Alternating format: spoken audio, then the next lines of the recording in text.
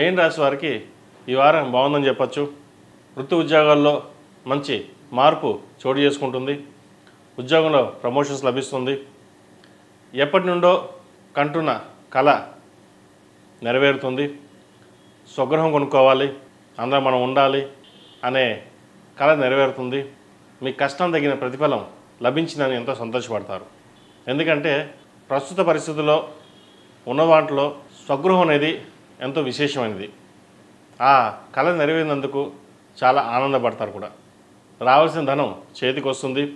అలాగే ఎప్పుడో పోయింది అనుకున్న ధనం కూడా మీ చేతికి రావడం కూడా చాలా ఆనందకరమైన విషయం అని చెప్పవచ్చు.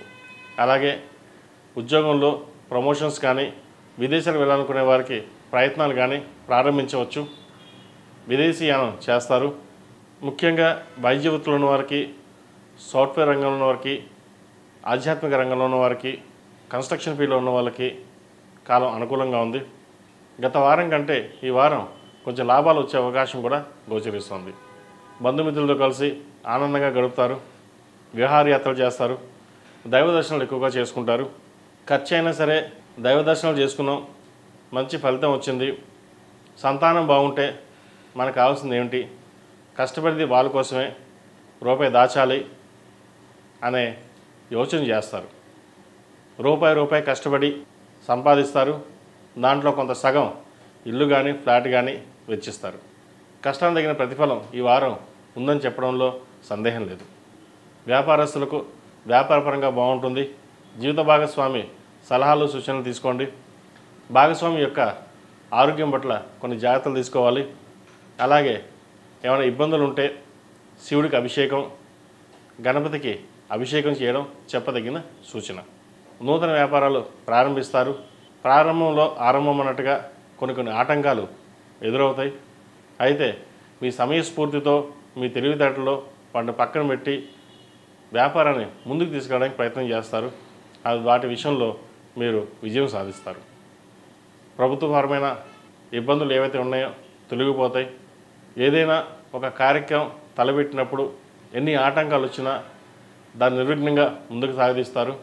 వస్త్ర వ్యాపారస్తులకు, జ్యువెలరీ, సినిమా రంగంలో ఉన్న వాళ్ళకి, వైద్య వృత్తులు ఉన్న వాళ్ళకి, చార్టెడ్ అకౌంట్స్ వీరికి అనుకూలంగా ఉందని చెప్పచ్చు.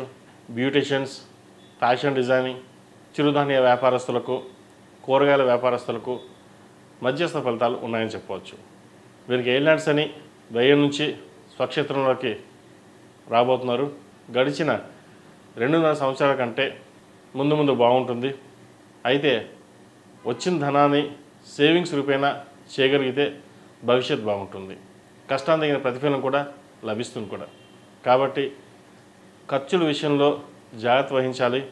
ఎంత ఖర్చులు తగ్గించుకుంటే అంత మంచిది. అలాగే ఈ రాశిలో జన్మించిన విద్యార్థులకు కాలం అనుకూలంగా ఉంది. ఎడ్యుకేషన్ పరంగా వైద్య వృత్తిలో ఉన్నవారికి, సాఫ్ట్వేర్ రంగంలో ఉన్నవారికి కాలం అనుకూలంగా ఉంటుంది. పరీక్షా సమయం కాబట్టి ఇది పరీక్షల మీద ధ్యాస పెట్టి రేపన్నాడు మనం బాగుండాలంటే ఈరోజు కష్టపడి చదవాలి అన్న ధోరణికి వెళ్ళండి. మంచి ఫలితాలు అందుకుంటారు. ఈ రాశివారు కాలభైరవ రూపు ధరించడం చెప్పదగిన సూచన. అలాగే హనుమాన్ చాలీసా నిత్యం పఠించండి లేదా వినండి. ఏదైనా కోర్టు వ్యవహారాలు ఉంటే సమస్య పోతాయి. దక్షిణామూర్తి రూపు ధరించడం చెప్పదగిన సూచన. విదేశాల్లో ఉన్నవారికి ఉద్యోగం లభిస్తుంది. అయితే అది చిన్న ఉద్యోగం అయి ఉంటుంది. సరే, చిన్నదైనా పెద్దదైనా ఉద్యోగంలో జాయిన్ అవ్వడం ముఖ్యమని నిర్ణయించుకుంటారు. ప్రస్తుత కాలమాన పరిస్థితి ప్రకారం వీసాలు ఇబ్బందులు ఉన్నాయి కాబట్టి అటువంటి విషయ వ్యవహారాల్లో ఇబ్బంది పడకుండా వచ్చిన ఉద్యోగాన్ని సద్వినియోగపరచుకోగలిగితే మేలు జరుగుతుంది. ఈ రాశిలో జన్మించిన స్త్రీలకు వృత్తి వ్యాపార పరంగా అనుకునే పరిస్థితి గోచరిస్తోంది.